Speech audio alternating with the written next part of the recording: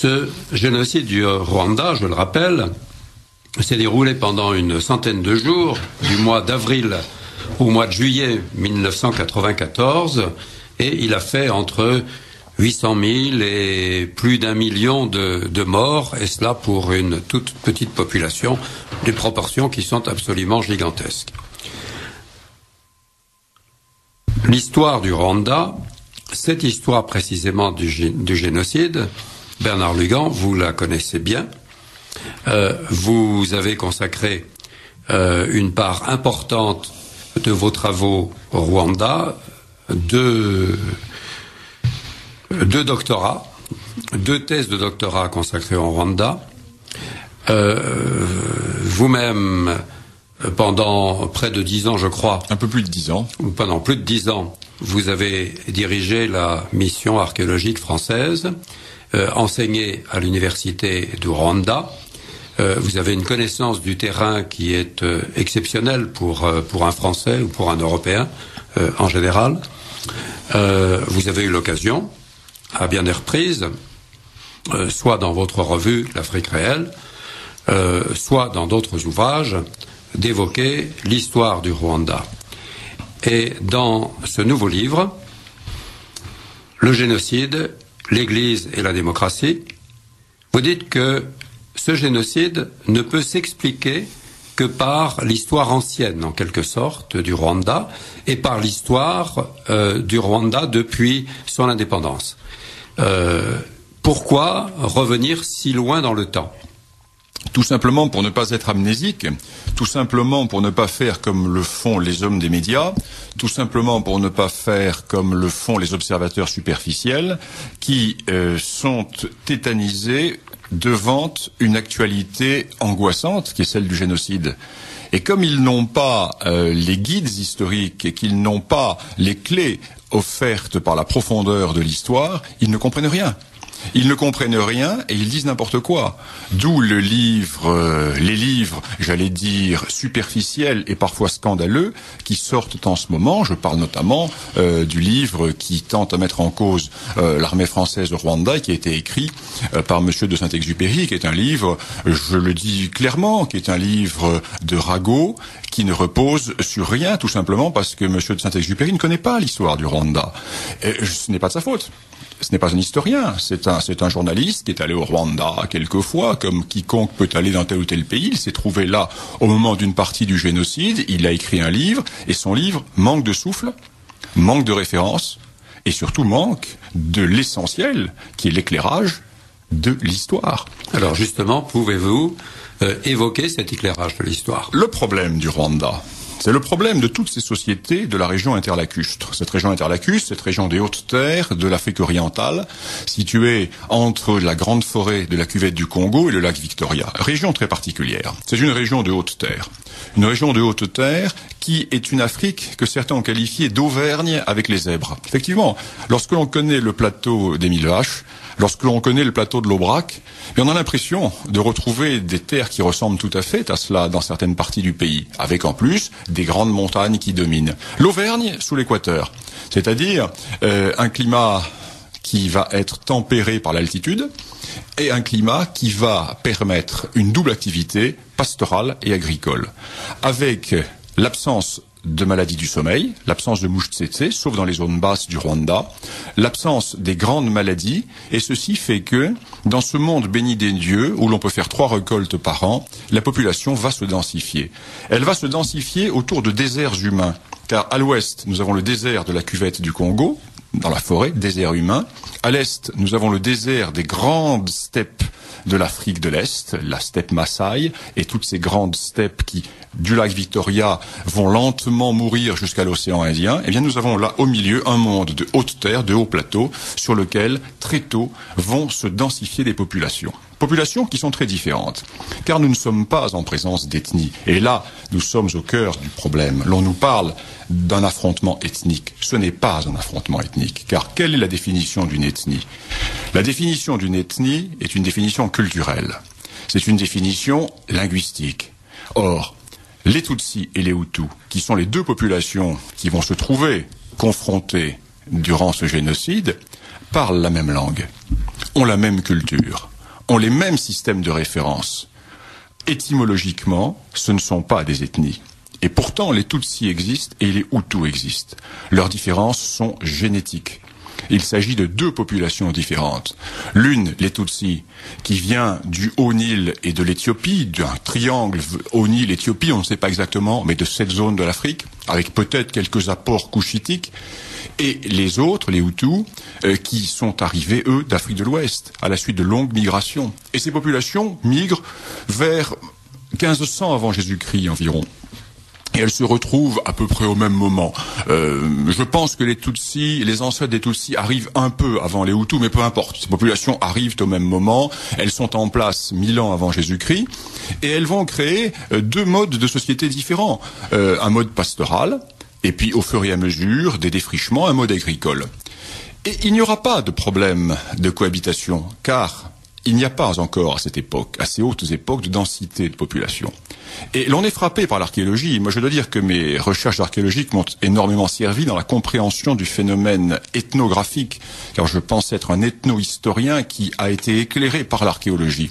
L'on constate par les fouilles archéologiques qu'au XIIIe, XIVe, XVe siècle, des terres nouvelles sont défrichées. Des terres qui ne sont pas faciles, des terres de flanc de montagne. Cela veut dire qu'il y a un besoin de terre qui apparaît entre le XIIe et le XVe siècle. Et au même moment, nous constatons qu'apparaissent les structures de l'État rwandais. Donc, il y a un lien très net entre l'étatisation et les défrichements. Pourquoi ? Eh bien, parce que, à un certain moment, entre le XIIe et le XVe siècle, les Tutsis ont senti que le développement démographique des Hutus mettait en danger leur économie pastorale. Et c'est à ce moment-là qu'est apparu le dicton du droit traditionnel rwandais qui disait qu'il fallait sauvegarder les biens de la vache contre la rapacité de la houe. Donc, sauvegarder le monde pastoral contre le monde agricole. Et les Tutsis vont inventer, à partir de ce moment-là, une idée tout à fait originale que l'on va retrouver dans toute la région interlacustre, mais particulièrement exacerbée au Rwanda, l'idée de la domination des moins nombreux sur les plus nombreux. Et les Tutsis vont réussir à persuader les Hutus de leur infériorité qu'ils vont leur faire croire comme étant naturelle, en disant que eux, Tutsis, sont des créatures divines, tombées du ciel, etc.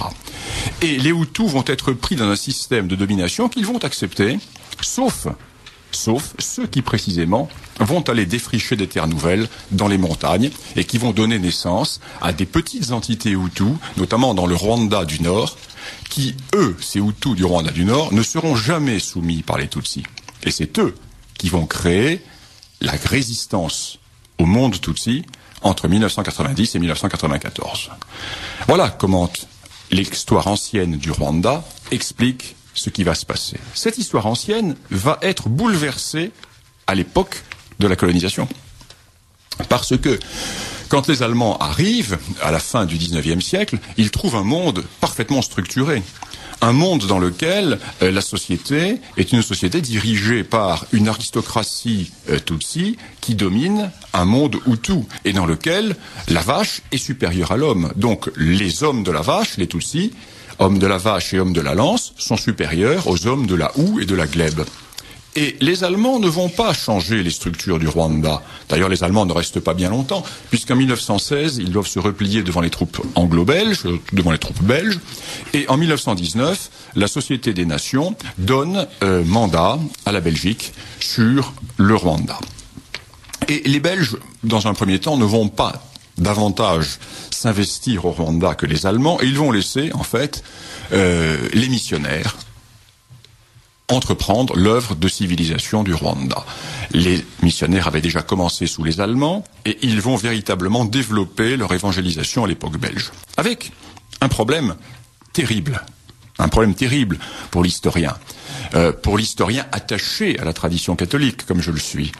Un problème qui est terrible parce que il faut constater que l'évangélisation qui va être menée au Rwanda va casser les structures de l'État rwandais. Et cassant les structures de l'État rwandais, cette évangélisation va ultérieurement préparer la révolution. tant que la colonisation restera en place, tant que l'Église restera traditionnelle, la colonne vertébrale qui aura été cassée par les premiers évangélisateurs ne se manifestera pas. On ne verra pas que la colonne vertébrale a été cassée. Mais quand les structures de force, les structures d'ordre de la colonisation vont disparaître, eh bien, on va se rendre compte que l'État rwandais est nu. Je m'explique. Dans un premier temps, que cherchent à faire les missionnaires, les pères blancs? Ils cherchent à convertir les Tutsis, car la religion du prince est celle du peuple. Et dans ces mondes très structurés, il suffit de convertir le roi pour que la pyramide féodale entraîne l'évangélisation.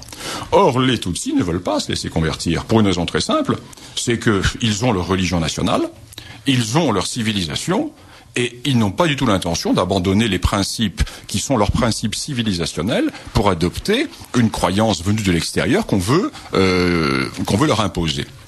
Qui va donc se convertir en premier? Des Hutus. Je ne dis pas les Hutus, je dis des Hutus. Ceux des Hutus qui sont rebelles au pouvoir Tutsi et qui comprennent que l'arrivée de ces missionnaires change la donne au Rwanda et que désormais il ne sera plus nécessaire de faire sa cour au roi, mais qu'il sera nécessaire de faire la cour aux missionnaires. Ils se rendent compte que ces missionnaires sont plus puissants que le roi. Et ces missionnaires sont soutenus par les Allemands, ensuite par les Belges. Ce qui fait que les Hutus qui veulent échapper au pouvoir Tutsi, qui veulent sortir du cadre institutionnel Tutsi, vont se convertir. Et à partir du moment où ils sont convertis, ils vont narguer les chefs Tutsis. Alors les Allemands sont très conscients de cela, les Allemands vont réagir. Je donne des exemples dans mon livre d'instructions très fermes qui sont données par les officiers allemands avant 14 pour dire aux missionnaires, contentez-vous d'évangéliser et surtout ne couvrez pas vos baptisés qui se lèvent contre le pouvoir des chefs, car nous ne tolérerons pas cela. Nous ne voulons pas que l'évangélisation soit un facteur de révolution. Les Allemands sont très clairs là-dessus. Lorsque les Belges arrivent, les Belges ne connaissent pas du tout le Rwanda, ils arrivent en 1916, et les Belges vont entièrement s'en remettre aux missionnaires. Et l'église missionnaire, à ce moment-là, est dirigée par un homme d'exception, un homme tout à fait remarquable, qui est le père Classe, qui devient évêque. C'est un homme de droite. C'est un admirateur, c'est un monarchiste, c'est un lecteur de Charles Maurras, c'est un homme d'ordre, c'est un homme qui aime les hiérarchies, ce n'est pas un prêtre progressiste. Et Monseigneur Classe va considérer qu'il n'est pas possible de faire une évangélisation qui ne repose pas sur les Tutsis. Car il a bien vu qu'il y avait une inégalité politique ou naturelle, mais seulement il est tout à fait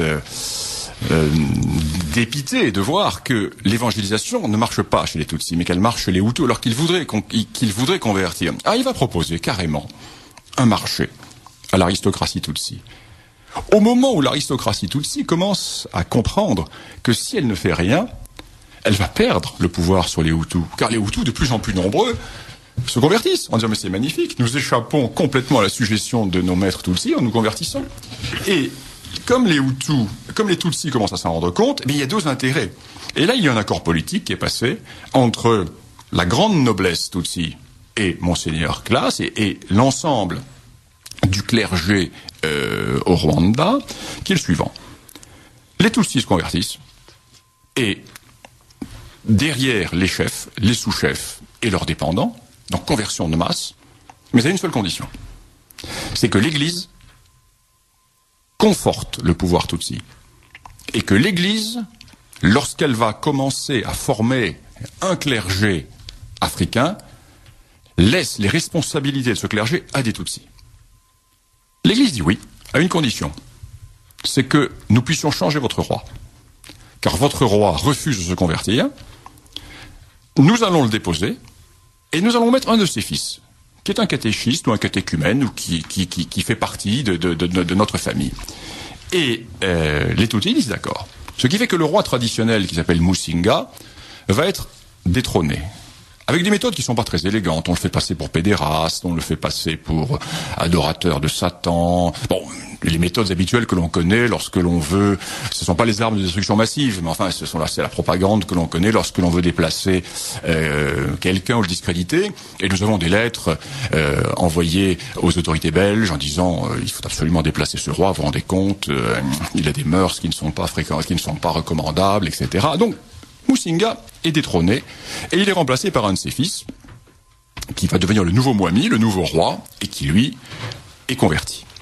Et qui non seulement est converti, mais va consacrer le Rwanda au Christ roi.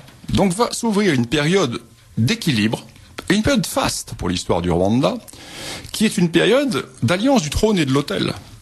Et ceci va durer pendant 25 ans, jusqu'aux années 1950.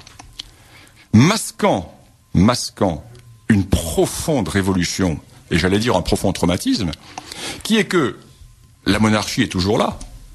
Les Tutsis sont toujours à la tête. Mais ils ne sont plus légitimes aux yeux de la tradition rwandaise. Ils apparaissent comme des fondés de pouvoir de la colonisation. Tout ce qui faisait le caractère sacré, avec son mystère, de la monarchie rwandaise disparaît. Et j'allais dire, tout ce qui empêchait l'éclatement entre Tutsi et Hutu disparaît. Car le côté magique de la désignation du nouveau Mwami, les rites complexes et compliqués qui entouraient la désignation du Mwami, et tout ce qui allait avec les principes sacrés et ésotériques de la monarchie faisait que le principe monarchique était au-dessus du fait Tutsi et du fait Hutu. Certes, le Mwami était Tutsi, mais il y avait une synthèse, un dépassement. Deuxième élément très grave, c'est qu'en luttant contre la religion traditionnelle, considérée comme forme de paganisme, l'Église catholique a coupé les seuls ponts qui existaient entre les Tutsis et les Hutus, qui étaient des ponts philosophiques et des ponts culturels. Car les cultes qui étaient rendus dans la civilisation traditionnelle rwandaise étaient des cultes de rébellion canalisés et organisés par la religion officielle. Dans le culte traditionnel, le Hutu prenait sa revanche sur le Tutsi. Il avait un moyen, par l'intellect et par la célébration religieuse, de prendre une revanche intellectuelle sur le Tutsi qui le dominait. Je n'entre pas dans les détails car c'est excessivement compliqué. Et ceci est supprimé. Ceci est supprimé car il faut lutter contre le paganisme. Et la religion catholique va donc habiller les structures de l'État rwandais avec des idées qui, tant que la colonisation va être là, ne vont pas être révolutionnaires, mais qui vont être terriblement destructrices plus tard, avec les idées d'égalité. Égalité au sens chrétien du terme, ce qui est un traumatisme dans la civilisation du Rwanda, puisque tout est basé sur l'inégalité. Et dans les années 1950-55, quand l'Église devient progressiste, quand Monseigneur Classe et ses successeurs sont remplacés par des prêtres qui sont progressistes, ou du moins qui sont démocrates chrétiens, tout ce qui était l'appareil religieux qui faisait tenir une monarchie qui n'avait plus de colonne vertébrale s'effondre. Et le roi va apparaître nu et sans défense face à la rébellion Hutu qui va être organisée par la Belgique et par les missions au nom de la démocratie et de la démocratie chrétienne. Et le roi ne pourra plus se défendre puisqu'il aura perdu l'appareil mythique, l'appareil religieux national qui faisait la force de la monarchie rwandaise. C'est pour cela que l'histoire est essentielle, car si vous ne savez pas cela, comment pouvez-vous comprendre ce qui va se passer par la suite? C'est tout à fait fondamental. Il faut connaître la philosophie de ce royaume, la philosophie nationale, la religion nationale de ce royaume. Et c'est dans ce sens que je dis que l'évangélisation qui a été rapide, qui a été massive, s'est faite tellement vite qu'elle n'a pas eu le temps de remplacer les interdits traditionnels. Car il y avait des interdits traditionnels qui empêchaient les massacres. Et puis, il y avait aussi des ponts entre les Tutsis et les Hutus. Il ne faut surtout pas voir le Rwanda précolonial comme un monde d'antagonisme entre Tutsis et Hutus. Bon, il y avait bien sûr des rébellions de temps en temps qui étaient matées, mais il y avait d'immenses solidarités. Il y avait par exemple le pacte de sang que l'Église catholique va interdire. Le pacte de sang était un pacte qui était passé car les Hutus et les Tutsis participaient à l'armée nationale. Car il y avait un sentiment national. Et par exemple, quand sur le champ de bataille, un Hutu avait sauvé un Tutsi, ou un Tutsi était bien comporté vis-à-vis d'un Tutsi ou autre, eh bien, il y avait un pacte de sang. Le roi Tutsi pouvait avoir un pacte de sang avec un Hutu de la plus basse extraction. Ce qui fait que ce pacte de sang faisait que, par-delà les différences génétiques, il y avait des points de contact, il y avait des ponts. L'Église interdit le pacte de sang comme forme de paganisme, rupture d'un pont. L'Église supprime la religion traditionnelle au nom de l'évangélisation, rupture d'un deuxième pont. L'Église casse les structures de la monarchie rwandaise au nom de la religion chrétienne, rupture de la colonne vertébrale du pays. Le Rwanda, à l'époque coloniale, est un canard qui n'a plus de tête, qui court encore mais qui n'a plus de tête. Et quand en 1955, la Belgique et l'Église catholique moderniste décident de mettre les plus nombreux au pouvoir, c'est-à-dire les Hutus, eh bien le canard sans tête s'effondre. Et tout le reste coule de source. Parce que les Hutus n'ont pas de tradition de gouvernement. Les Hutus ont des traditions de gouvernement très locales, au niveau de leur petit terroir. Ils n'ont pas le niveau national. Ce qui fait qu'en 1962, quand les Hutus arrivent au pouvoir, ce ne sont pas tous les Hutus qui arrivent au pouvoir. C'est la faction qui est autour de la ville de Gitarama et de Kabgayi, là où est l'évêché principal, d'où est partie la révolution. Pardon, ils arrivent au pouvoir en 1962 à la suite de la révolution. Oui, alors, disons, nous en disons un mot. Oui. Alors, ce qui se passe en 1955, mutation considérable au Rwanda, parce que deux changements très importants ont lieu. Le nouveau gouverneur du Rwanda, le haut vice-gouverneur, le gouverneur Arwa, est acquis à une révolution Hutu. Et au même moment, le nouvel évêque du Rwanda, qui est un missionnaire suisse, qui devient évêque, Monseigneur Pérodin, qui est mort l'an dernier, est acquis lui aussi à la révolution Hutu. Pas pour les mêmes raisons. Ils sont acquis tous les deux à la révolution Hutu. Ils sont acquis à la démocratie, et ils considèrent qu'ils ne peuvent plus soutenir un pouvoir minoritaire et féodal, et qu'il faut mettre les plus nombreux au pouvoir. Les Tutsis, bien sûr, refusent, et les rapports vont se tendre. Je n'insiste pas sur l'opposition, mais du jour au lendemain, et la Belgique et la mission font comprendre aux Tutsis que le pacte d'alliance qui avait été passé dans les années 30 est rompu. Les Tutsis considèrent ça comme une trahison absolue, et ils considèrent comme une trahison, mais ils ne peuvent rien faire.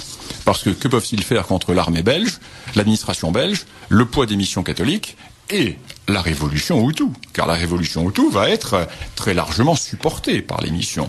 Et tous les cadres Hutus qui vont faire la révolution sont tous des hommes qui sortent du séminaire. Certains sont destinés à la prêtrise, mais ils vont finalement choisir la politique. Les 12 dirigeants qui lancent la révolution Hutu sont tous des dirigeants de l'Action catholique.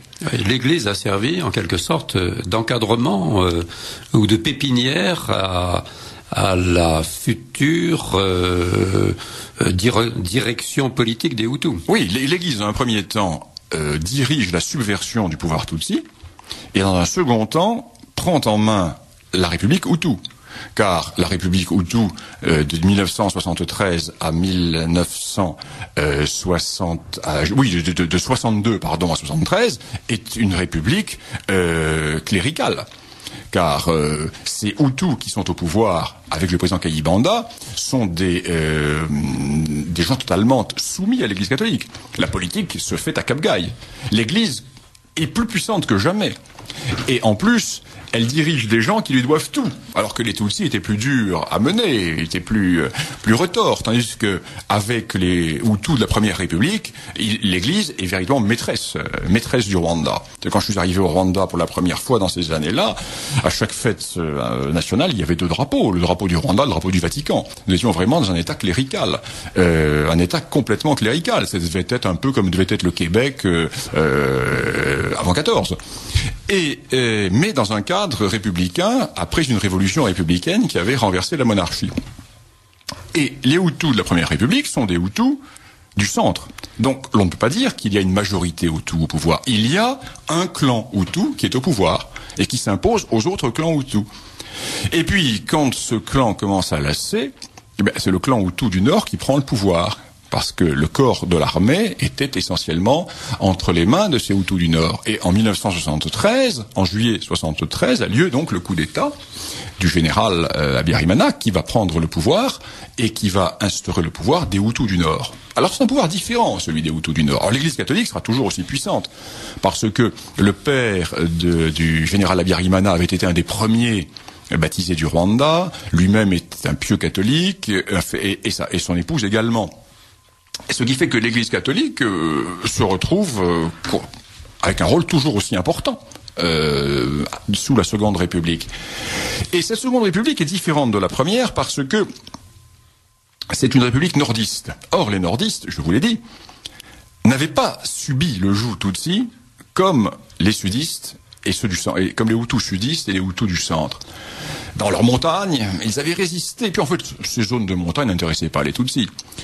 Et on peut dire que ces zones n'ont vraiment été contrôlées par les Tutsis qu'à partir du moment de la tutelle belge, du mandat belge. Et donc ils étaient un peu extérieurs au monde rwandais dans son ensemble. Oui et non.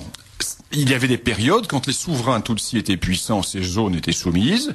Et puis quand les Tutsis étaient moins puissants, ces zones étaient moins soumises. Un peu comme au Maroc avec les Berbères, certaines tribus berbères. Quand les sultans du Maroc étaient puissants, bien elles prêtaient la beya. Puis quand les sultans n'étaient pas puissants, elles prenaient leur autonomie.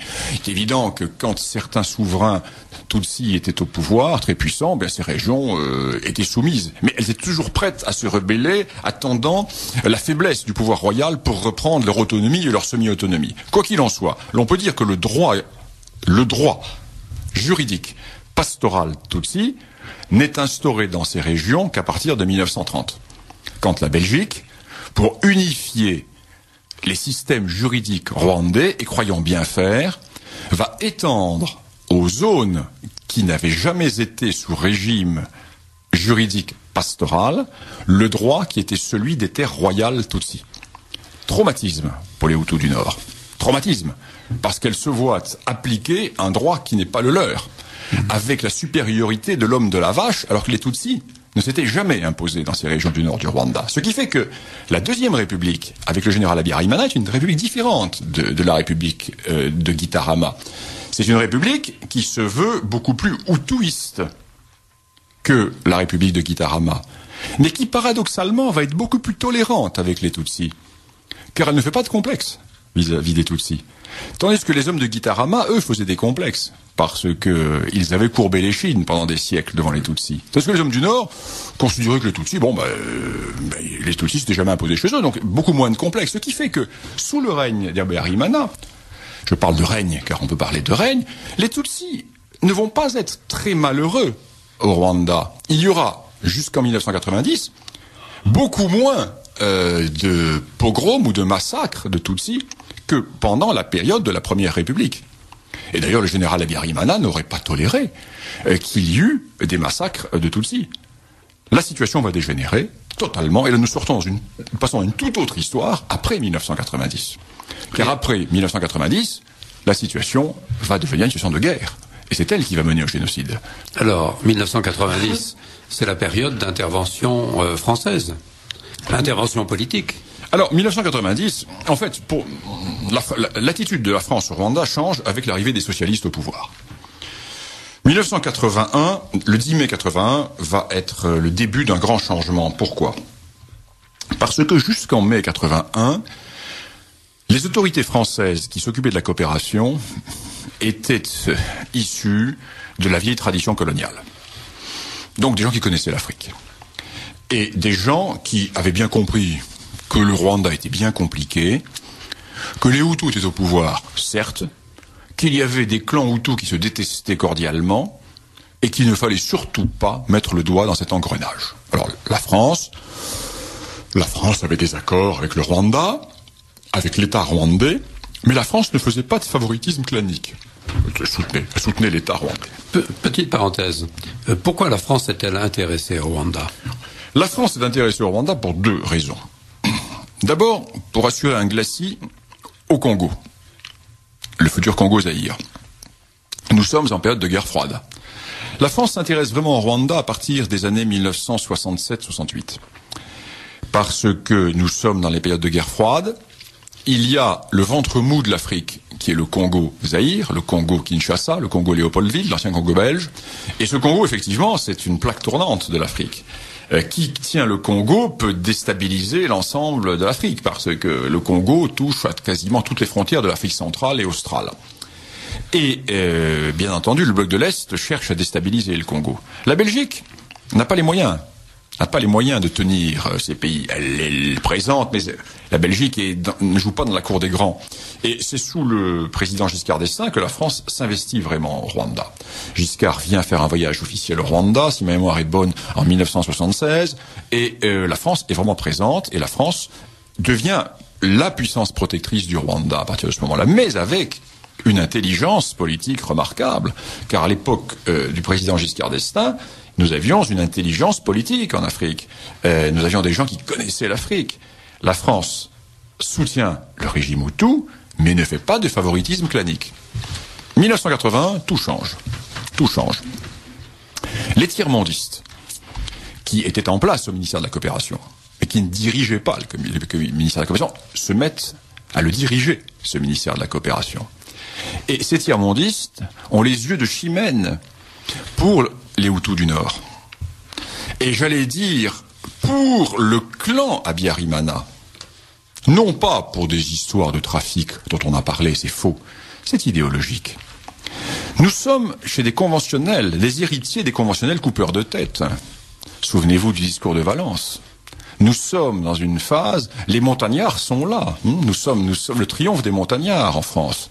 Et ces montagnards vont avoir une sympathie d'instinct pour ceux qui, au Rwanda, ont toujours lutté contre le pouvoir royal, le pouvoir féodal, et ceux qui, les premiers, ont fait la révolution en 1959. C'est Hutus du Nord, qui, eux, sont purs parmi les purs, puisqu'ils n'ont jamais été, entre guillemets, pollués par l'influence royale Tutsi. Nous sommes dans une analyse de l'ordre de la psychanalyse. Et à ce moment-là, dès 1981, la France va orienter l'essentiel de ses projets phares vers le nord. Et qui plus est, dans la zone du président. La France va déplacer l'université dans le nord, ce qui était une entreprise que j'ai qualifiée à l'époque de criminelle. C'est pour ça que j'ai été expulsé du Rwanda par la coopération française à cette époque, car l'on installait l'université qui jusque-là était dans le sud, donc zone parfaitement tolérante, le sud. Il y a toujours eu un peu de massacre, mais il y avait une cohabitation entre les diverses ethnies et entre les divers clans Hutus.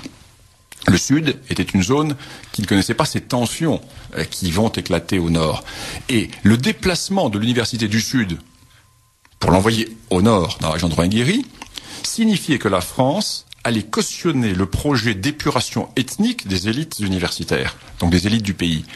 Aucun Tutsi n'allait aller faire des études à Nyakinama, au milieu du fief des Hutus du Bushiru. Aucun Hutu du Sud, à moins de ne pas avoir de travail. Donc on voit tous les diplômés qui fichent le camp à l'étranger, pour ne pas avoir à aller chez les Hutus du Nord, parce qu'ils savent très bien que le jour où un problème éclatera, ils vont se faire massacrer. D'ailleurs, c'est ce qui s'est passé. Et ça, je l'ai dénoncé à l'époque. Et c'est la raison pour laquelle j'ai été mis à la porte du Rwanda en disant « mêlez-vous de ce qui vous regarde, ne vous mêlez pas de politique, occupez-vous d'archéologie, et vous mêlez pas de politique ». Donc une volonté idéologique, politique, partisane, socialiste, durant la première période de François Mitterrand, qui commence à la fin 81 et qui va durer jusqu'en 84-85. Ensuite, les habitudes seront prises. Ensuite, les liens vont s'établir. Et puis, on travaille avec tel ministre, on travaille avec telle famille, avec tel clan, donc les habitudes se prennent. Et de fil en aiguille, la France va se trouver alliée de très près au clan présidentiel. Ce qui fait qu'en 1990, quand les Tutsis, réfugiés en Ouganda depuis 1959, plusieurs vagues de réfugiés, 59, 62, 65, 73, quand les fils de ces Tutsis, parce que les réfugiés sont âgés, quand les fils ou les petits-fils de ces Tutsis décident de reprendre possession par la force, de rentrer en force au Rwanda, bien la France va intervenir contre eux. Alors pourquoi décide-t-il de revenir en force? Pour deux raisons. La première parce que depuis 1962, l'ONU demande au Rwanda de laisser revenir les réfugiés. Et le Rwanda refuse. Ces réfugiés vont faire leur vie en Ouganda. Et puis à certains moments, ils vont être pourchassés en Ouganda. Ils vont être pourchassés à l'époque du président Obote, qui déteste les Tutsis, et qui va lancer contre eux l'équivalent des Hutus de l'Ouganda, qui vont commencer en Ouganda un massacre de Tutsis. Ce qui fait que ces Tutsis d'Ouganda se trouvent désemparés. Et la guerre civile éclate en Ouganda, et un chef de guerre se lève, qui est un Tutsi ougandais, un Hima, donc un Tutsi ougandais, l'actuel président Museveni. D'instinct, ils vont se rallier à lui. Et ils vont lui fournir d'excellentes troupes, et des troupes nombreuses, puisque en 1986, quand Museveni prendra par la force le pouvoir en Ouganda, on estime à 25% de Tutsis rwandais le nombre de ses soldats. Et ces soldats dirigent les renseignements, dirigent son état-major, car ce sont des gens compétents, ce sont des gens qui se sont formés à diverses guerres, qui sont allés faire leurs armes au Mozambique. Oui, où se sont-ils formés? Ils se sont formés, pour certains, au Mozambique, dans la guérilla anti-portugaise, ou bien au Mozambique dans la guérilla anti-rhodésienne, et puis ils sont surtout formés pendant les guerres civiles de l'Ouganda, qui ont duré tout de même pendant des années. Ils sont donc parfaitement formés, et ils sont donc installés en Ouganda, comme chez eux. Mais ils sont tellement bien installés chez eux qu'ils suscitent des jalousies.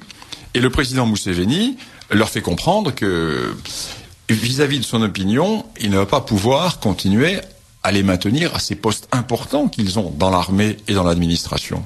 Alors voilà ces Tutsis qui désormais possèdent un outil militaire, qui se voient interdire le droit au retour au Rwanda, et qui vont être chassés de leur poste dans l'État ougandais. Eh bien, ils décident de rentrer au Rwanda. Et ils décident de rentrer au Rwanda par la force.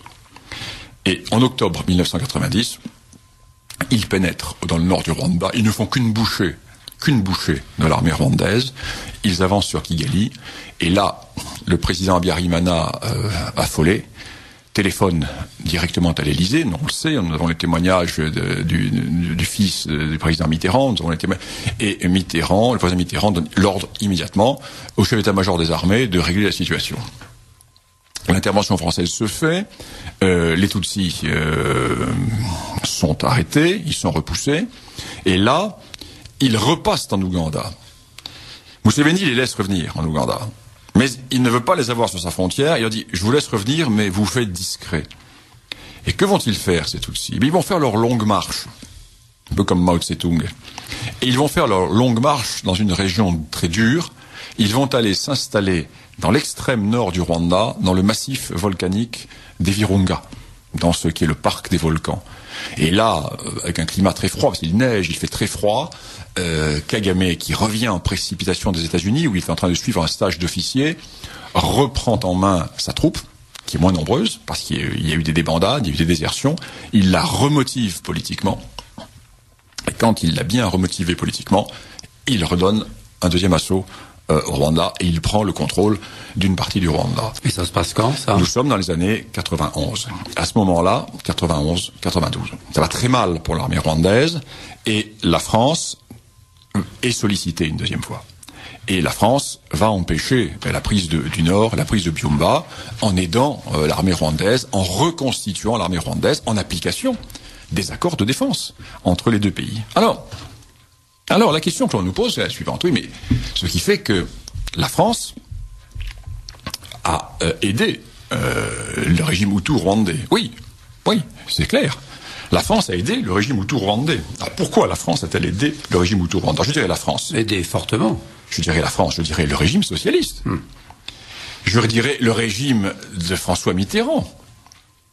La France a aidé, mais la France, en aidant le régime, va mettre en application les accords de défense au nom d'un principe faux. Et c'est là où la responsabilité de la France socialiste se pose. Et dans les livres à scandale qui apparaissent en ce moment et qui attaquent d'une manière parfaitement injuste l'armée française, car nous allons parler ensuite du rôle de l'armée française, l'accusation véritable n'est jamais portée. Quelle est l'accusation véritable que l'on peut porter? Qui est le responsable? Le responsable, c'est Mitterrand. Et ce sont ces premiers ministres socialistes de l'époque. Et ce sont les ministres socialistes de l'époque. Alors aujourd'hui, l'on voit la gauche qui surfe sur la vague. Oui, l'armée française. La gauche n'est plus l'héritière de François Mitterrand. C'est tout de même incroyable. Parce que, pourquoi la France est-elle intervenue? Parce que François Mitterrand a donné une interprétation biaisée aux accords de défense. Les accords de défense que nous avions avec le Rwanda étaient des accords très clairs. La France intervient pour aider l'État rwandais si l'État rwandais subit une invasion d'un pays extérieur. Or, le président Mitterrand ne pouvait pas ignorer que ce n'était pas une invasion extérieure, mais qu'il s'agissait de retour de réfugiés armés qui voulaient rentrer chez eux, des Rwandais qui voulaient rentrer chez eux. Or, l'idée qui est mise en avant par l'Élysée est la suivante: invasion ougandaise, qui plus est anglophone, donc double péril. Donc le Rwanda est agressé par une armée étrangère, ce qui fait que la France va intervenir. Mais le cœur du problème est là, car les observateurs que nous avions sur place, les gens qui faisaient des notes pour l'Élysée, pour le ministère de la Défense, avaient bien précisé de quoi il s'agissait. Ils n'avaient jamais dit que c'était l'armée ougandaise qui avait envahi le Rwanda. Mais pour justifier l'intervention. Alors pourquoi cela? Parce que nous sommes au mois d'octobre 90. Et que s'est-il passé au mois de juillet 1990? Et il y a eu le discours de La Baule. Or, Mitterrand est en pleine illustration de contradiction.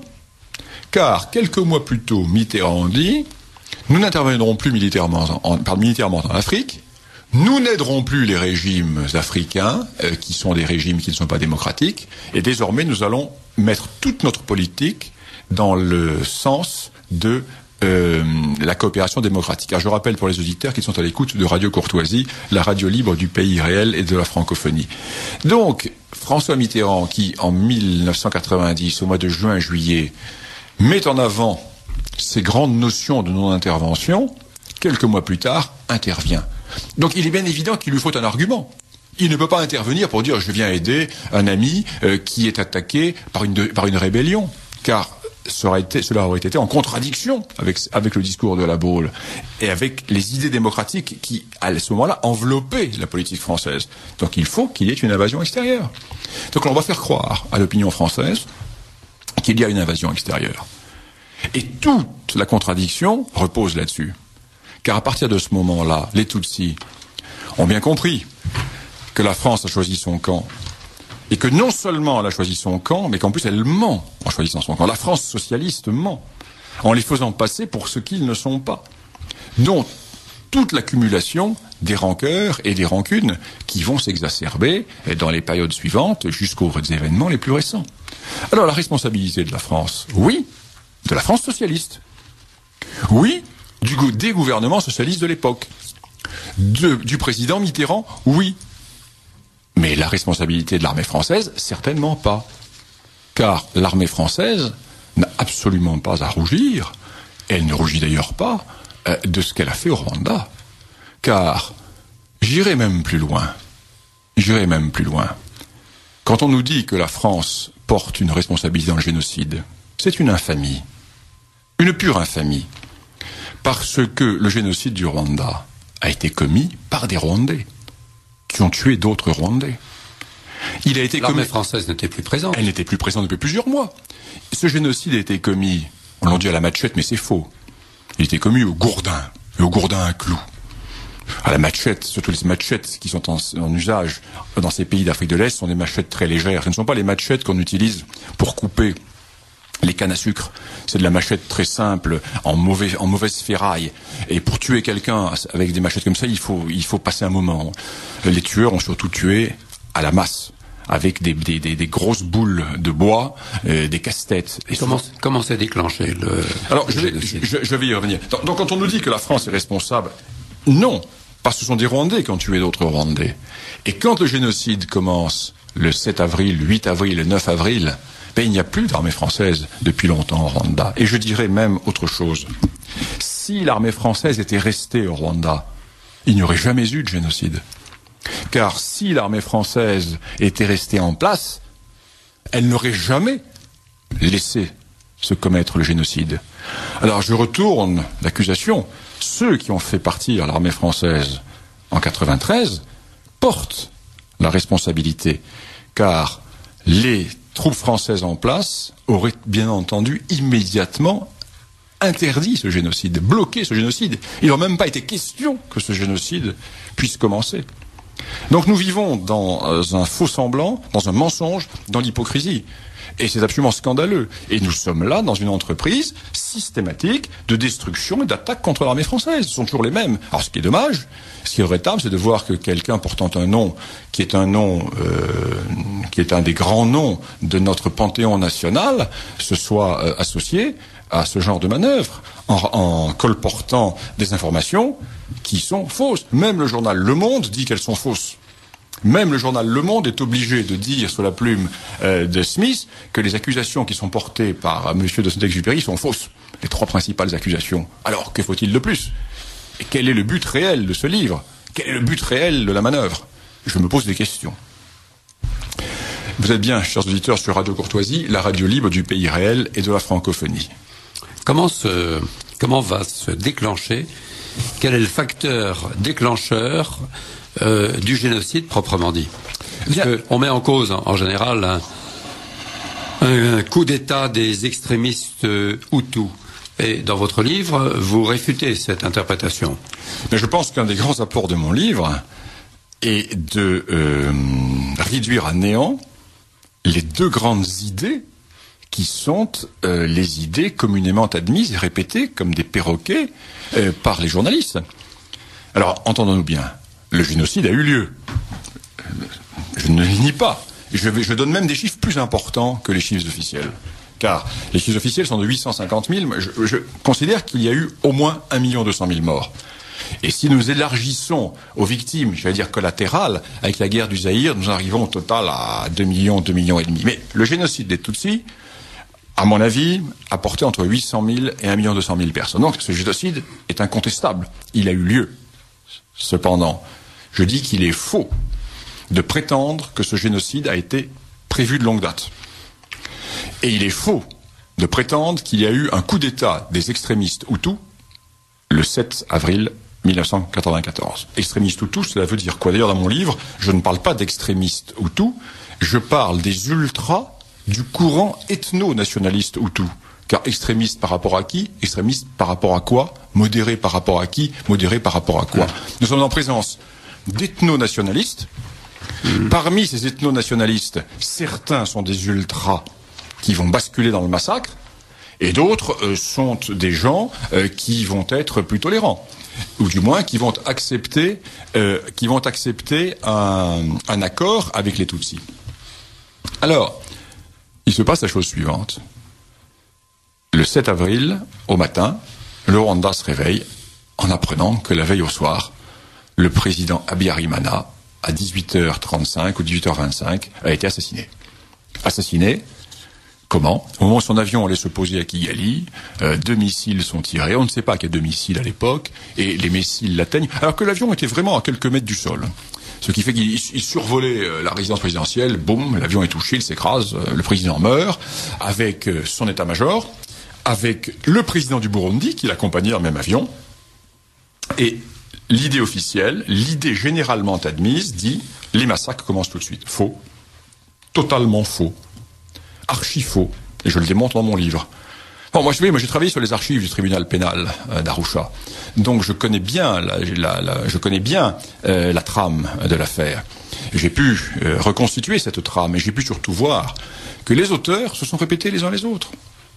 Ont tous recopié ce que disaient les auteurs précédents. Ce qui est fréquent. Et je suis, moi, là, en évolution par rapport à ce que j'écrivais dans mon Histoire du Rwanda, livre qui est paru en 1996. Car, à l'époque, je n'avais pas les documents auxquels j'ai eu accès depuis. Ce qui fait que les documents auxquels j'ai eu accès depuis m'ont fait évoluer dans mon analyse de la situation. Alors, que se passe-t-il ? Il se passe que nous sommes, en observant le noyau dirigeant Hutu, face à des hommes désemparés. Totalement désemparés. Ils sont désemparés parce qu'ils se rendent compte subitement que les Tutsis sont partout. Ils se rendent compte que l'armée française n'est plus là. Parce que jusqu'à présent, l'armée française était là pour les épauler, pour les renseigner, pour les conseiller. Puis quand il y avait un pépin, on leur expliquait ce qu'il fallait faire. Là, ils sont tout seuls, livrés à eux-mêmes. Et ils voient que la guerre reprend, puisqu'on leur tue leur président. On ne sait pas qui a tué le président. On leur tue leur président. Et l'on se rend compte que là, le combat final va commencer. Et ils savent, ces responsables Hutus, qu'ils ont le dessous, alors qu'ils sont plus nombreux que les Tutsis. Ils ont le dessous. Et ils voient qu'ils sont complètement noyautés par les Tutsis, car ils savent qu'il y a des commandos Tutsis qui sont dans toute la ville. Et ces commandos Tutsis, pensent-ils, sont réfugiés chez qui? Sont cachés chez qui? Chez les Tutsis de la ville. Donc, l'ordre va être donné au petit matin du 7, donc le lendemain, d'élargir le périmètre de sécurité autour des zones militaires tenues par les unités sûres. Compagnie de reconnaissance, garde présidentielle, bataillon de paracommando. De quelle manière? Eh bien, en liquidant les Tutsis qui habitent dans les maisons avoisinantes, pour ne pas être pris à revers par de prétendus ou réels commandos Tutsis infiltrés. Or, nous savons que ces commandos étaient infiltrés. Nous savons qu'il y avait plusieurs dizaines de commandos, parce que les Tutsis savent faire la guerre, ils avaient infiltré leurs hommes. Donc, ces hommes sont désemparés. Au même moment, a lieu le massacre de ceux que l'on appelle les Hutus modérés. Ça ne veut rien dire, les Hutus modérés. Les Hutus modérés sont ceux qui sont considérés comme des traîtres par les Hutus du clan présidentiel. Pourquoi sont-ils considérés comme des traîtres? Parce que ces Hutus cautionnent le processus de paix d'Arusha. Or, le processus de paix d'Arusha va ramener les Tutsis dans le gouvernement. Rendez-vous compte du traumatisme? Après la révolution de 1959, 30 ans plus tard, l'on voit des Tutsis revenir officiellement au pouvoir. Commandement de l'armée aux Hutus, commandement de la gendarmerie aux Tutsis, des ministères clés qui vont être donnés aux Tutsis, et les Hutus du Nord disent, vous, Hutus du Sud, vous trahissez la cause Hutu. Vous la trahissez parce que vous soutenez les accords d'Arusha que vous allez faire entrer le loup dans la bergerie. Vous êtes le cheval de Troie des Tutsis. Vous êtes des traîtres. D'ailleurs, l'opposition Hutu a éclaté en deux dans les mois qui ont précédé. Car une partie des Hutus de l'opposition va faire jouer avant sa Hutuité et va se rallier finalement au clan présidentiel. Donc qui va être tué? Les leaders Hutus qui avaient cautionné les accords d'Arusha, qui n'avaient pas fait par grandeur d'âme, ni par libéralisme philosophique. Ils l'avaient fait simplement en se disant que leur seule chance de l'emporter sur Habyarimana était de s'allier aux Tutsis, de profiter de la force militaire des Tutsis pour renverser Habyarimana, de façon à ce que ensuite, quand des élections auraient lieu, comme ils étaient plus nombreux que les Tutsis, ils puissent évincer les Tutsis définitivement. Donc ce sont des Hutus modérés avant de devenir extrémistes. Mais ils avaient tous la même idée qui était de se débarrasser des Tutsis, du moins de les évincer. Et voilà dans quel contexte va commencer le génocide. L'on commence à tuer des Tutsis dès le 7 avril au matin, mais le génocide proprement dit va commencer le 9, le 10, le 11, le 12. Et ce génocide ne se déclenche pas sur un mot d'ordre. Il n'y avait pas des tueurs qui attendaient tapis l'ordre X donné à l'heure H et au moment M. J'ai dressé une carte du début du génocide dans les communes du Rwanda. Et l'on voit que le système est totalement incohérent. Il y a des dates totalement différentes d'une partie du Rwanda à l'autre. Et il y a des zones dans lesquelles le génocide ne va commencer qu'à la toute fin du mois de juin. Alors que dans d'autres, il aura été terminé à la mi-avril. L'on nous dit que la radio d'Émile Colline a donné des ordres de tuer. C'est vrai. Bien sûr que c'est vrai. Mais la radio d'Émile Colline n'a jamais été audible dans l'ensemble du Rwanda. la radio d'Émile Colline ne pouvait être écoutée que dans certaines zones du Rwanda. Surtout à partir du moment où elle s'est déplacée, quand les Tutsis ont avancé sur Kigali, et que cette radio s'est déplacée, était mise à bord de camions émetteurs.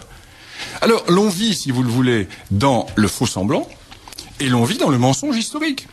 Et c'est pour cela que mon livre remet vraiment les pendules à l'heure. C'est d'ailleurs pour ça que mon livre est absent de toutes les... vous voyez nulle part. Ce matin, j'étais à la Procure, je ne l'ai pas vu. Je passe à la FNAC, je ne l'ai pas vu. Mon livre est nulle part. Il est uniquement dans les bonnes librairies, chez Duquesne, etc., bien sûr. Mais autrement, on ne le trouve pas.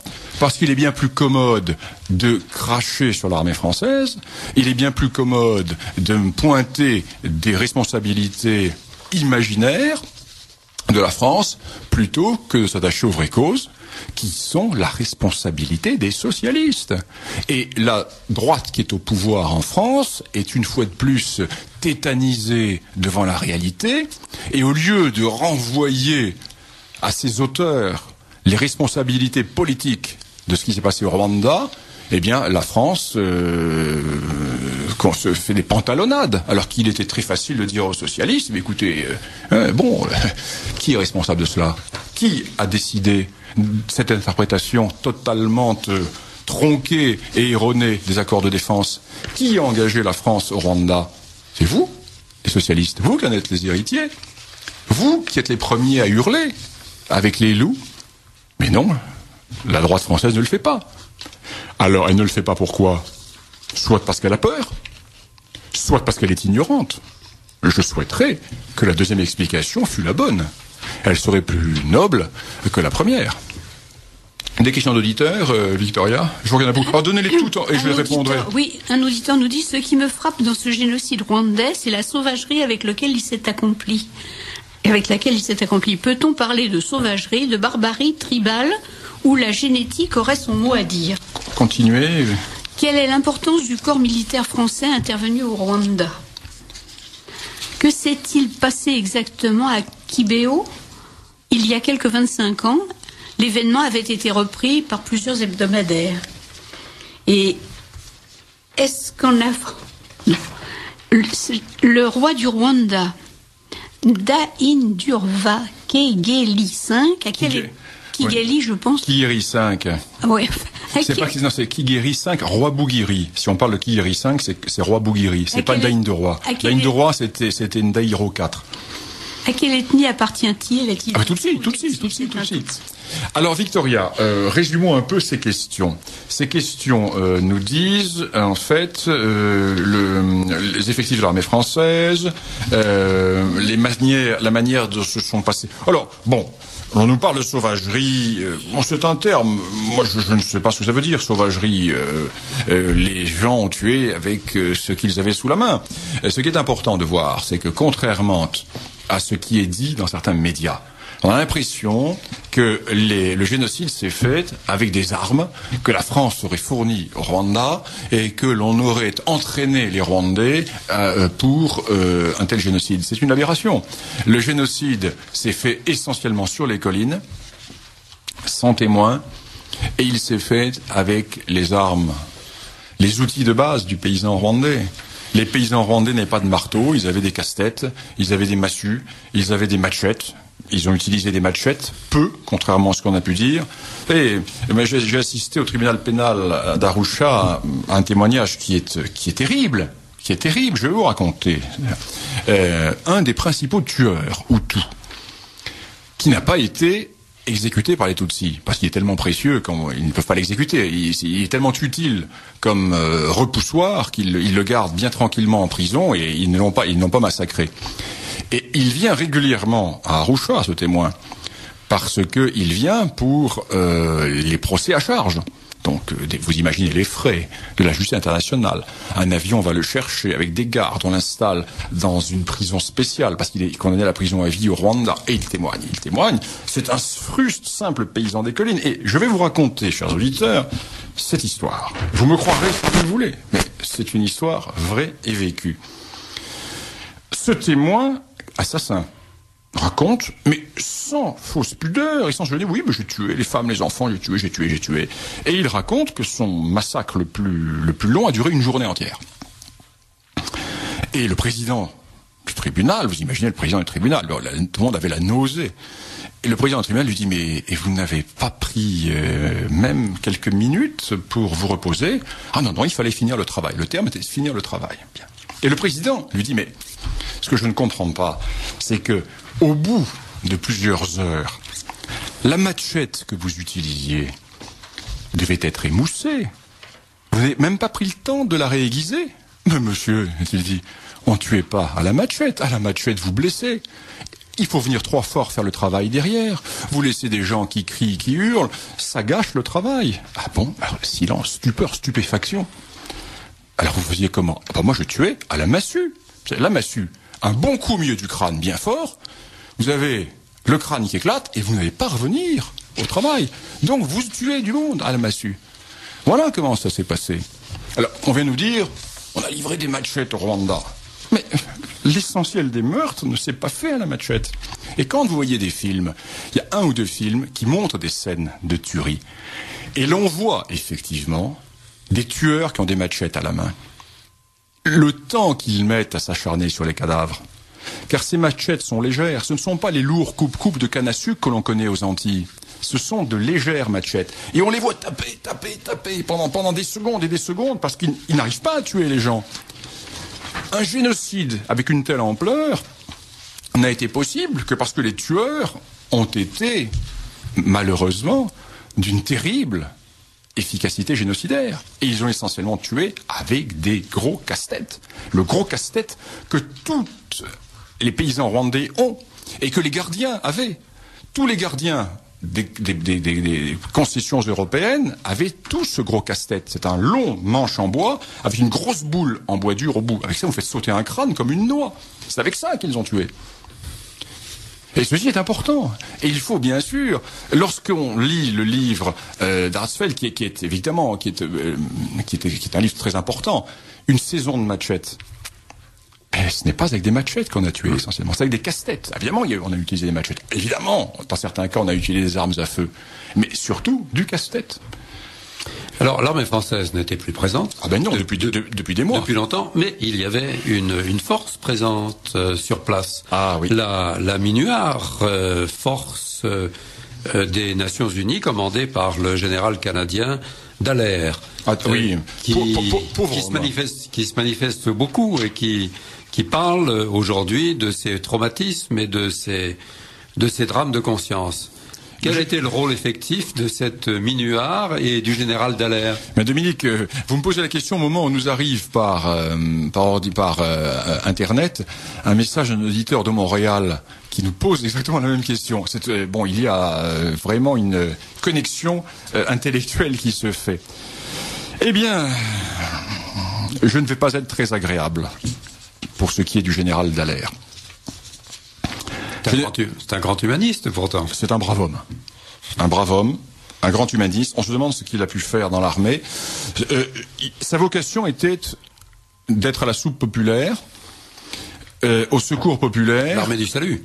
Oui, et encore, l'uniforme aurait été un peu dur pour lui, dans l'armée du salut. Le général Dallaire, qui n'a pas d'expérience militaire, se trouve propulsé par les hasards des affectations de l'ONU. Il fallait un Canadien, donc lui, il se trouve au Rwanda. Pays dont il ne connaît rien. Il le dit sans fausse pudeur dans son livre.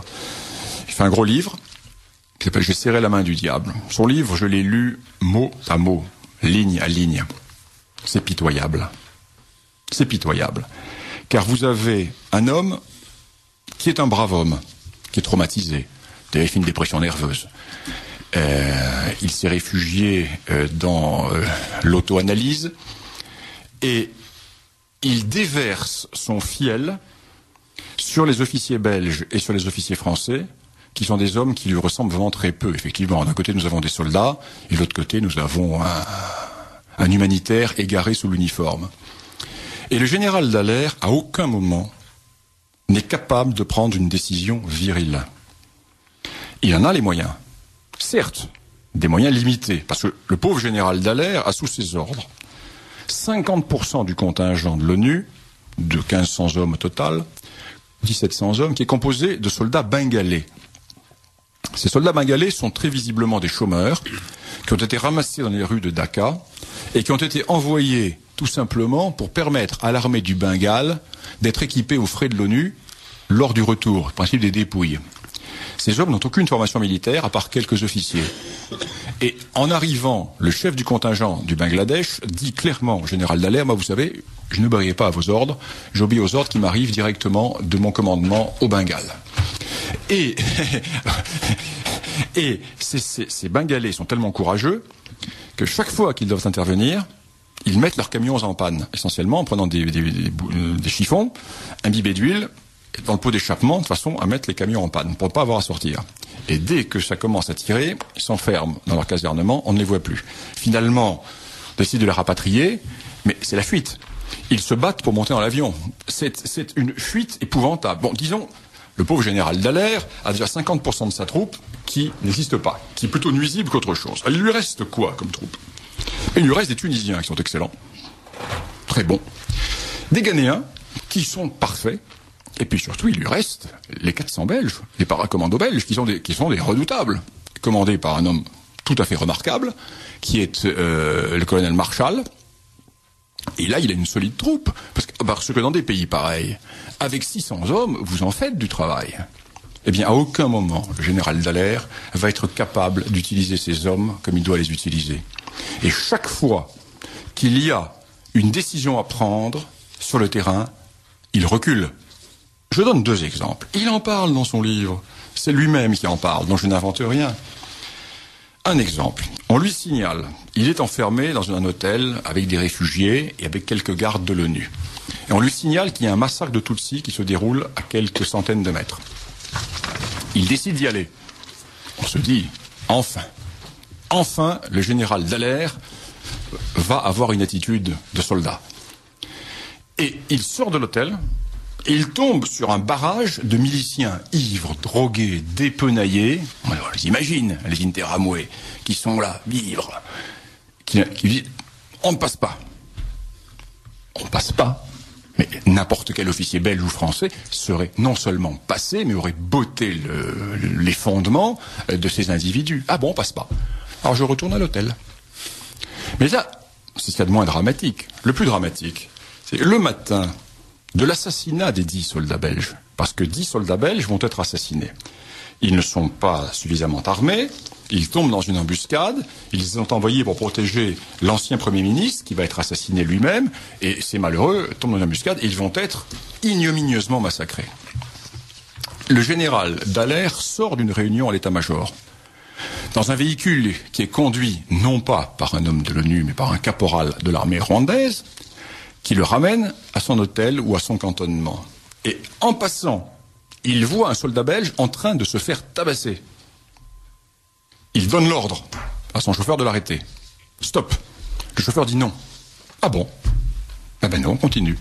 Mais n'importe quel officier digne de ce nom sortait son pétard, le mettait sur la nuque du chauffeur. Tu arrêtes ou tu arrêtes immédiatement? Mais non. Voilà ce qu'est le général Dallaire. Alors le général Dallaire va passer 3 mois à pleurer, à se lamenter sur le fait qu'il ne peut pas se laver avec de l'eau chaude, sur le fait que de temps en temps il est content parce qu'un de ses adjoints lui trouve un sachet de thé, ce qui peut se faire un thé, et il passe son temps à se déplacer d'une position à l'autre. Il fait le commis voyageur entre l'état-major Tutsi et l'état-major Hutu, balancé comme une balle de ping-pong. D'ailleurs, les seules balles qu'il ait entendu siffler dans sa vie sont les balles de ping-pong. Ce rôle lui va très bien. Et le général Dallaire, commandant incompétent d'un contingent incompétent, se trouve au cœur du drame. Car effectivement, s'il y a des responsables, ce sont les gens de l'ONU. Car les gens de l'ONU, à aucun moment, et le témoignage, autant le témoignage du général Dallaire est un témoignage pitoyable d'un homme dépassé par sa fonction, autant le témoignage du colonel belge Marshall est remarquable, car là nous avons un vrai soldat qui fait son témoignage, mais avec la critique du vrai soldat auquel on n'a pas donné les moyens, et qui, s'il avait eu les ordres, aurait réglé le problème. Car lui en avait dans le pantalon, à la différence du précédent. Et en lisant ces 2 livres, l'on se rend compte de l'incapacité de l'ONU. On se rend compte de ce machin totalement artificiel, de ce volapuc, de cette tour de Babel. Et l'on se rend compte que la grande responsabilité, c'est précisément la responsabilité de l'ONU. L'on vient nous parler de la France. Mais ceci est une pure infamie, car il n'y a plus de Français sur place, tandis que les troupes de l'ONU sont sur place. Imaginons que dans le même contexte, un colonel ou un général français, en post-Rwanda, ait eu à sa disposition 400 hommes. La situation était réglée dans l'heure qui suivait. Il n'y avait pas de génocide. D'abord, le front était stabilisé. Il n'y aurait pas eu cette avancée des Tutsis. Il n'y aurait pas eu ces événements. Une fois de plus, on se rend compte de l'incompétence de l'ONU. C'est pour ça que je suis que lorsqu'on nous parle en ce moment de l'appel à l'ONU pour la Côte d'Ivoire, notamment, je suis très inquiet. Parce que l'arrivée de l'ONU en Côte d'Ivoire va multiplier les problèmes pour nos hommes qui sont sur place. Parce que jusque-là, ils avaient à s'occuper d'eux et des belligérants. Maintenant, il va falloir qu'ils maternent les gens de l'ONU. En plus, car l'ONU va bien entendu être incapable de gérer la situation. Donc, problème de plus qui va s'ajouter au contingent français en Côte d'Ivoire. Ce n'est pas un problème de moins, c'est un problème de plus. Oui, d'autres questions d'auditeurs, Victoria? Je vois qu'il y a beaucoup de questions. On peut... C'était peut-être des commentaires. Un auditeur dit « Pourquoi toujours aller réparer outre-mer des pays qui ne nous aiment plus depuis 40 ans? Et donc, à quoi sert le contingent en Iturie du Nord ?» Non, mais la question est terminée puisque le contingent n'y est plus. Que peut-on penser des accords de défense entre la France et ses anciennes colonies, sachant ça concerne la Côte d'Ivoire. Oui, mais là c'est une autre question, c'est une autre question. Et puis le gouvernement angolais, c'est pas. Oui, nous sortons du Rwanda. Et là, tout à l'heure peut-être vous n'avez pas répondu. Bon, très bien. Et puis, attendez, j'ai une auditrice. Enfin, plusieurs auditrices et même auditeurs félicitent le professeur Lugan pour son émission tellement documentée. Et on vous signale que Famille chrétienne, numéro 1370, parlant du Rwanda, il y a trois pages sont consacrées au reportage, parle de Bernard Lugan en bien. Oui, il y a eu un très bon article également dans la France catholique. Excellent article, un très bon article dans Valeurs Actuelles, dans Rivarol, National Hebdo, etc. Mais évidemment, pas d'article dans le Figaro. Vous comprendrez bien pourquoi, puisque Patrice de Saint-Exupéry étant journaliste au Figaro, on peut pas à la fois parler de son livre et puis de mon livre, et puis comme j'ai fait mettre en examen le patron du Figaro, c'est quand même, on risque pas de parler de moi dans le Figaro. Bon, mais autrement, très peu. Si, j'ai été interviewé sur Radio Monte-Carlo à 8h du matin le 8 avril, l'émission de Monsieur Bourdin, je crois, très bien, ça s'est très bien passé, il m'a posé des questions tout à fait intelligentes et très bien. Puis j'ai été interviewé 2 jours de suite sur Radio Classique, une très bonne interview avec des journalistes compétents qui posaient des bonnes questions. Autrement, c'est le silence radio total sur mon livre. On ne parle autant Patrice de Saint-Exupéry a été présent partout. Il était quand même intéressant de nous inviter tous les deux. Un journaliste et un historien, lui a une vision du génocide en tant qu'homme qui découvrait ce pays, qui l'a vu avec son regard intéressant de journaliste, car l'historien n'a pas la même vision que le journaliste. Et au contraire, nos points de vue auraient pu se compléter. Mais non, pas du tout. On ne m'invite pas parce que on peut pas m'inviter, c'est pas possible. Je sens trop le soufre, n'est-ce pas? Et d'ailleurs, mon livre n'est pas dans les librairies. Hein. On le trouve chez Duquesne, on le trouve dans la librairie d'Amis, mais on le trouve pas ailleurs. D'ailleurs, il faut, chers auditeurs, allez-y, rouspétez. Comment on parle du Rwanda et vous n'avez pas le livre de Bernard Lugan. Allez les embêter, allez les titiller. C'est ce qu'il faut faire. Il faut donner leur mauvaise conscience. Mon édition, c'est Le Rocher. Dans tous les cas, si vous ne le trouvez pas, car vous avez les librairies Amis, et autrement vous le commandez à l'Afrique réelle, parce que moi je vous l'enverrai en plus dédicacé. On donnera l'adresse de l'Afrique réelle tout à l'heure. Comment s'est terminé le génocide ? Et qu'est-ce qui a suivi immédiatement le génocide ? Le génocide s'est terminé quand il n'y a plus de gens à génocider. Et le génocide s'est éteint comme un feu qui va s'éteindre parce qu'il n'y a plus de bois à brûler. C'est dramatique à dire. Le génocide se termine très tôt dans la région périphérique de Kigali, parce que tout le monde a été tué. Tous les Tutsis ont été tués. Ah oui. Oui, quasiment tous. Des survivants sont quelques pourcents. C'est une extinction complète. des Tutsis dans certaines zones du Rwanda. C'est dramatique. Vous avez parfois 98% des Tutsis d'une colline qui ont été tués. Les survivants, mais sont des miraculés, de purs miraculés, parce que nous sommes dans un monde où tout le monde se connaît. Ceux qui habitaient en ville avaient une chance de s'en sortir. Parce que quand ils ne présentaient pas leur carte d'identité, ou du moins quand ils restaient cachés et qu'ils n'avaient pas à présenter leur carte d'identité, ils pouvaient échapper. Mais sur les collines, depuis des siècles, l'on sait qui est Tutsi, qui est Hutu. Nous allons d'ailleurs nous arrêter parce que nous avons cette pause technique à faire et nous reprendrons cela après cette coupure. Bien. Et pour ce qui est de votre livre, vous-même, avez-vous sollicité les principaux médias pour le présenter justement ? Mais mon livre a été envoyé à 250 exemplaires de services de presse. 205, vous imaginez un service de presse de 250. Et il a été envoyé à 40 exemplaires en pré-tirage, à 40 journaux et organes de presse qui ont été sélectionnés. Alors bien sûr, certains en ont parlé tout de suite, les amis, plus de 3 journaux. Mais l'on se rend compte là qu'il y a véritablement une entreprise systématique de boycott et de censure. 250 services de presse. On ne peut pas dire que les journalistes qui ont créé des tribunes sur le Rwanda la semaine dernière et la semaine précédente n'étaient pas au courant, parce qu'ils avaient reçu par porteur spécial avec 10 jours d'avance le livre. Donc c'est une volonté très claire de boycott, mais ça ne m'étonne pas. Et j'allais dire, souvent certains auditeurs me reprochent de parler en bien des pays anglo-saxons. D'ailleurs, je pars à New York dans quelques jours, car je suis invité par 2 des plus prestigieuses universités américaines pour présenter précisément mon livre, God Bless Africa, qui a été traduit en anglais sous le titre The African Legacy. Je vais présenter mon livre et je suis invité par la Commission des Affaires étrangères du département d'État américain pour présenter sur une question bien précise de l'Afrique mon analyse. Donc, il ne reste de liberté que dans le monde anglo-saxon, parce que notre pauvre pays de France est un monde qui est en train de se scléroser par le terrorisme intellectuel. Et c'est pour cela que la critique qui est faite systématiquement contre le monde anglo-saxon est une critique, certes, qui est politiquement tout à fait légitime, mais il ne faut tout de même pas tout confondre, car dans ce monde anglo-saxon existent encore des grands espaces de liberté.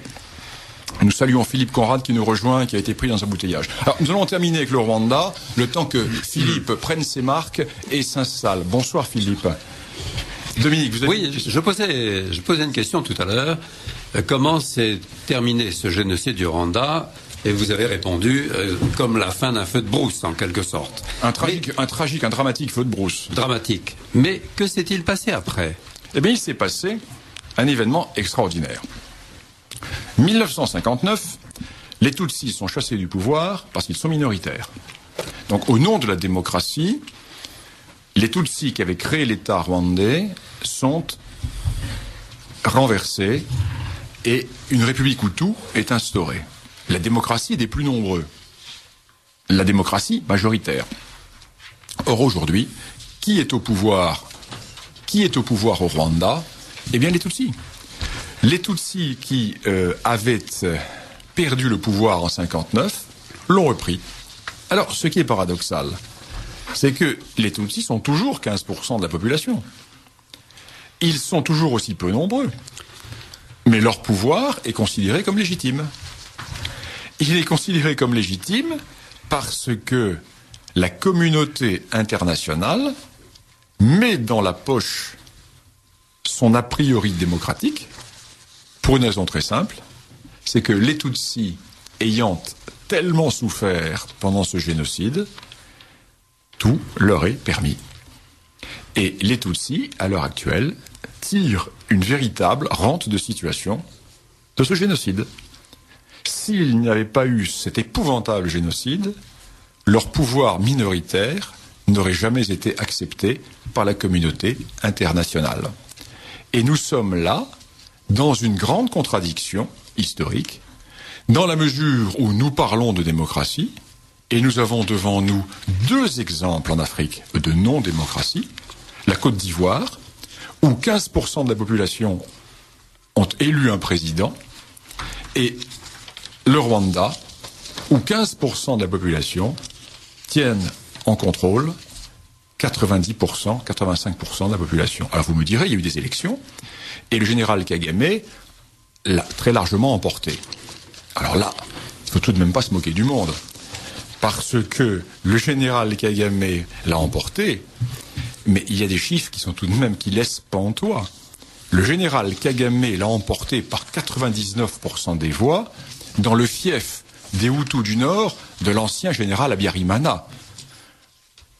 Les commentaires se font tout seuls. Ils savent organiser les élections. Voilà. Il est encore mieux élu que le président Bouteflika. Ah, encore mieux élu que le président Bouteflika. Ça, c'est jamais une élection soviétique n'aurait eu un tel taux. Ce sont des taux nord-coréens ou albanais du temps de l'Albanie d'Enver Hoxha. Mais les Tutsis actuellement au pouvoir disent, mais nous ne comprenons pas ces reproches qui nous sont faits. Car il n'y a pas d'ethnie au Rwanda. Car la théorie officielle est de dire, pour justifier la domination d'une ethnie minoritaire sur une ethnie majoritaire, c'est qu'il n'y a plus d'ethnie. Il n'y a plus que des Rwandais. Donc, les Tutsis, je l'explique dans le dernier numéro de l'Afrique réelle, nous avons un grand dossier consacré à cela.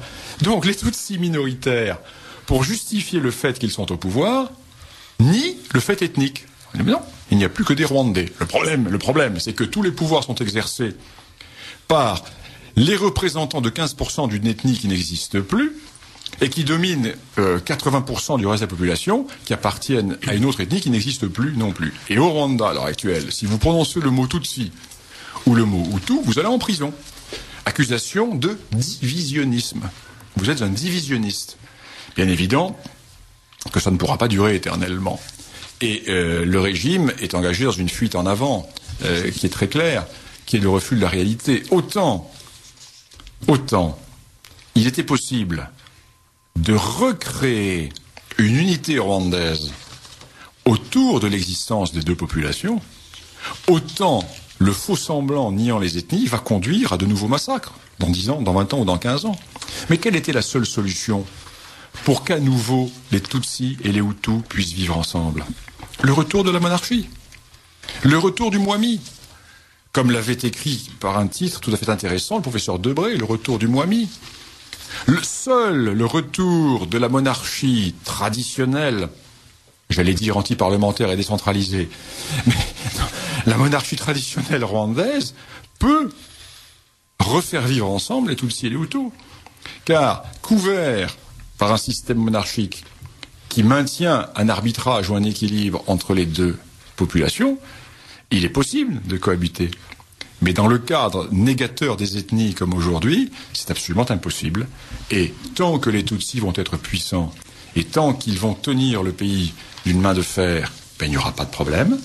Et quand ils vont se diviser, car la propension naturelle des Tutsis, et c'est leur défaut principal, c'est de se diviser, quand ils vont se diviser, pas tout de suite, dans 10 ans, dans 15 ans, dans 20 ans, eh bien les problèmes se reposeront. Et si des massacres reprennent au Rwanda, ils vont être sur une échelle encore plus importante que ce que nous avons connu. Parce que les haines sont encore accumulées et tout le monde aura le dos au mur. Et ça risque d'être terrible, d'autant plus que la population continue à augmenter. Le déficit démographique du génocide a été complètement gommé et avalé par la démographie de ces dernières années. Et dans ce pays, dans lequel l'on peut faire vivre tout à fait à l'aise 2 millions d'habitants, il y a pour le moment près de 9 millions d'habitants. Et en 2050, avec l'évolution actuelle, il y aura 25 millions d'habitants. Donc c'est absolument ingérable. Et il est évident que les événements sont inscrits, là encore, dans l'histoire. Philippe Conrad. Est-ce que dans cette perspective-là, l'Est du Congo démocratique ne constitue pas l'espace vital naturel d'expansion pour ce surplus de population ? C'est évident. Et c'est pour cela que les Tutsis rwandais ont essayé de conquérir la région. Mais attention, cette région n'a pas des ressources infinies, parce que l'on bute rapidement sur la grande forêt. Il y a un espace naturel de 150 km qui serait avalé. Dans le cas d'un Rwanda de 25 millions d'habitants se déversant, ce surplus naturel ne pourrait pas s'étendre à l'infini. Mais il est bien évident que de tout temps, avant la colonisation, la zone normale d'expansion était le Kivu, de l'autre côté du lac Kivu, du côté ouest, du côté zaïrois. Les Tutsis ont essayé de conquérir cette zone et l'ont plus ou moins fait passer sous leur protectorat depuis les années 1996. Et cette zone, d'une manière ou d'une autre, leur appartiendra. Il y a là des lois historiques, comme l'Éthiopie a besoin du débouché maritime de l'Érythrée, c'est évident, comme le Rwanda aura, si le Rwanda est toujours dirigé par des Tutsis, aura besoin de cet espace vital vers le Kivu. D'autant plus que toute la partie ouest du Kivu est peuplée par des populations très émiettées au point de vue ethnique, et il n'y a pas un grand peuple capable de résister. Il y a des petites populations très divisées qui ne pèseront rien face à ce grand bloc national. Et j'allais dire ethno-national, dépassant même le fait Tutsi et Hutu, parce que traditionnellement dans l'histoire du Rwanda, nombreux sont les Hutus qui étaient traditionnellement alliés aux Tutsis. Et l'on voit encore aujourd'hui qu'il y a l'armée rwandaise est composée à plus de 50% de Hutus. Au-delà de 50%. Donc il ne faut pas du tout voir une coupure nette entre la démographie et deux ethnies, même si l'une domine. Y a-t-il d'autres... Oui. De nouveaux messages, oui. Vous parlez d'un génocide spontané. Non. Ah bon, d'accord. Et pourtant, dans la presse et certains livres, on a fait état de listes de personnes qui devaient être éliminées, ainsi que de l'entraînement des tueurs dans la partie du Rwanda appelée Bugesera. Bugesera, oui. Qu'en est-il? Non. Je n'ai pas dit que c'est un génocide spontané, puisque j'ai expliqué que ce génocide était le produit de l'histoire. Je dis que ce génocide n'a pas été programmé. C'est pas la même chose. Il n'a pas été spontané non plus, puisqu'il commence dès 1959. Il se prononce sur la longue durée. On génocide des Tutsis depuis 1959 au Rwanda. Et là, il y a une étincelle qui fait que le génocide prend des proportions considérables après la mort du général Habyarimana le 6 avril 1994. Première chose. Deuxièmement, les listes de gens à tuer, ce ne sont pas des Tutsis, ce sont des Hutus. Ce sont les hommes politiques Hutus qui se sont alliés au processus d'Arusha qui va faire rentrer les Hutus, les Tutsis, au gouvernement au Rwanda. Et ces listes, elles n'avons aucune preuve qu'elles existent. C'est l'homme qui a vu l'ours. Et dans mon livre, je l'explique. Pour le moment, au tribunal d'Arusha, la preuve de l'existence de ces listes n'a pas été apportée. D'ailleurs, quand on connaît le Rwanda et quand on connaît Kigali, point n'est besoin de listes. Kigali, en 1994, est une petite ville. Tout le monde se connaît. Tout le monde sait qui habite où. Et s'il y a un plan d'assassinat, les commanditaires vont envoyer 3-4 tueurs. Tu iras tuer un tel. Tu iras tuer un tel. Pas besoin de plan. Il n'y a pas besoin de liste. L'on sait qui allait tuer. Ils savent qui allait tuer. Alors on parle maintenant de l'entraînement des tueurs dans le Bugesera. Là, ce sont encore, si vous le voulez, des amplifications. Il y a, bien sûr, des camps d'entraînement de miliciens. Mais ces miliciens, dans la mesure où, je crois l'avoir dit, le génocide n'était pas programmé. Ces miliciens sont des exécuteurs de basses œuvres de certaines milices Hutus qui vont attaquer les meetings politiques des adversaires, qui vont attaquer les manifestations, car n'oublions pas que dans les 6 mois qui précèdent le génocide, il y a des milliers de morts au Rwanda, dans des combats de rue, c'est la guerre civile. Ce contexte ne doit pas être oublié, ce contexte de guerre civile. L'on se bat dans les rues. Dès qu'un meeting d'un parti politique a lieu, il est attaqué. Il est attaqué avec les armes traditionnelles, à la lance, également à la grenade, également avec des armes à feu. Il y a tous les jours des dizaines de morts dans le Rwanda. C'est pour cela que nous sommes dans un contexte totalement explosif. Et dans ce contexte explosif, l'assassinat du général Habyarimana va donner une amplitude dramatiquement tragique à ce phénomène de guerre civile. Et si l'on ne voit pas l'évolution de cette réalité, on ne comprend pas la situation. Bien, non, peut-être, oui. Une auditrice vous demande, à la fin du génocide, un grand appel à la générosité a été fait en faveur du Rwanda dans tous les bureaux de poste. À qui ces fonds sont-ils allés? Je l'ignore. Et un auditeur vous demande, j'ai rencontré un certain nombre de Rwandais ne s'avouant ni Tutsi ni Hutu, car étant d'origine mixte. Quelle est la proportion de cette population mélangée et quelle est son influence? Oui, ce qu'on appelle les Hutu-Tutsi. On peut dire qu'il y en a en fonction des régions. On peut dire qu'il y en a facilement 15%, au moins. Bien, nous allons peut-être en terminer là. Je vous le lis quand même, ce message, parce qu'une auditrice a renouvelé le message de tout à l'heure. Monsieur Lugan a dit que les Rwandais n'avaient pas la radio pour communiquer, donc je pose sérieusement la question, communiquent-ils par tam-tam? Et il n'y a rien de raciste dans cette question. Non, je n'ai pas dit ça. J'ai dit que la radio Mille Collines est une radio, contrairement à la radio des génocidaires, contrairement à ce que l'on nous a dit, n'était pas captée sur la totalité du Rwanda. D'autant plus dans la seconde phase, à partir du moment où, dès les débuts des phénomènes, dès la fin avril, les radios se replient sur des camions et se déplacent avec le front. Et la radio Mille Collines est émise à partir d'un camion qui se déplace. Et on n'entend pas cette radio dans l'ensemble du pays. Donc il est faux de dire que Radio des Mille Collines a coordonné le génocide sur tout le Rwanda. Elle a coordonné le génocide dans les zones dans lesquelles elle était audible. Là, c'est une précision également importante. Bien. Alors, nous allons terminer avec le Rwanda. Nous en avons longuement parlé. C'était à propos, donc, de mon livre. C'était à propos de votre livre, Bernard Lugan, Rwanda, le génocide, l'Église et la démocratie, qui est publié aux éditions du Rocher. Alors, ce livre, vous le trouverez, chers auditeurs, dans les librairies qui l'exposent. Alors, vous avez les librairies amies habituelles, Duquesne, etc. Ailleurs, eh bien, vous avez qu'à l'exiger. Et puis, si vous ne le trouvez pas, eh vous pouvez toujours le commander à la revue L'Afrique réelle, boîte postale numéro 6, 03 140 à Charroux, boîte postale numéro 6, 03 140 à Charroux. Vous nous écrivez, nous vous renverrons le catalogue, et comme ça, vous mettrez à qui vous voulez la dédicace. Ce sera plus simple que de régler tout ça par radio. Et je vous signale également que le numéro 42 de l'Afrique réelle traite quasi entièrement du Rwanda, et surtout ce numéro donne la totalité de mon expertise au tribunal d'Arusha. Le rapport que j'ai remis au tribunal pénal international d'Arusha sur le Rwanda est publié dans son intégralité dans le numéro 42 de l'Afrique réelle.